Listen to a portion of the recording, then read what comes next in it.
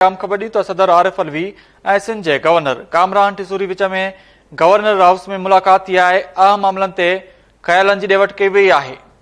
अवां खे अपडेट कयो त ॿिन्ही अॻवाननि विच में मुल्क जी मौजूदा सियासी सूरतहाल, तरक़ियाती मंसूबनि समेत गॾियल दिलचस्पी वारनि मामलनि ते ख़्यालनि जी ॾेवट कई वई आहे।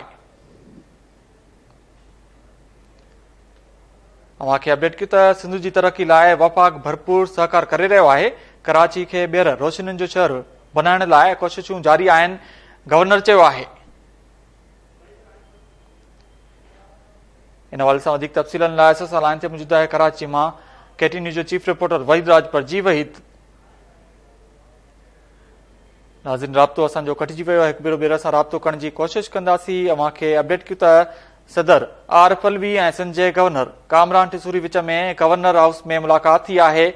ॿिन्ही अॻवाननि विच में मुल्क जी मौजूदा सियासी सूरतहाल, तरक़ियाती मंसूबनि समेत गॾियल दिलचस्पी वारनि मामलनि ते ख़्यालनि जी ॾेवट कई वई आहे।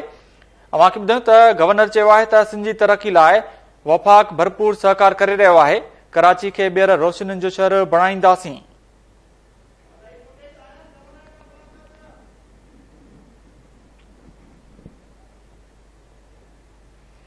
अवां खे अपडेट कयो त सदर आरिफ अलवी ऐं सिंध जे गवर्नर कामरान टिसूरी विच में मुलाक़ात थी आहे। अहम मामलनि ते ख़्यालनि जी ॾेवट कई वई आहे। ॿिन्ही अॻवाननि विच में मुल्क जी मौजूदा सियासी सूरतहाल, तरक़ियाती मंसूबनि समेत गॾियल दिलचस्पी वारनि मामलनि ते ख़्यालनि जी ॾेवट कई वई आहे।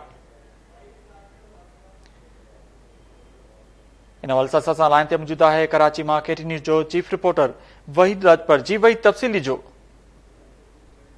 गवर्नर सिंध कामरान खान टिसूरी सां जेको आहे सदर मुमलकत डॉक्टर आरिफ अलवी मुलाक़ात कई आहे। मुलाक़ात गवर्नर हाउस कराची में थी आहे, जंहिंमें मजमूई सियासी सूरतहाल, वफ़ाक़ जे शहर में जेके तरक़ियाती मंसूबा आहिनि उन ते ऐं गॾियल दिलचस्पी जे मामलनि ते ख़्यालनि जी ॾेवट थी आहे। सूबे जी तरक़ी में गवर्नर सिंध जो चवणु आहे त वफ़ाक़ भरपूर ताउन फ़राहम करे रहियो आहे। कामरान खान टिसूरी इहो बि चयो त कराची खे ॿीहर जेको आहे रोशनी जो शहर बणाइण जे लाइ हर मुमकिन जेको आहे उहो क़दम ऐं कोशिशूं जारी आहिनि। जी, वॾी महिरबानी अपडेट करण लाइ वहीद राजपर।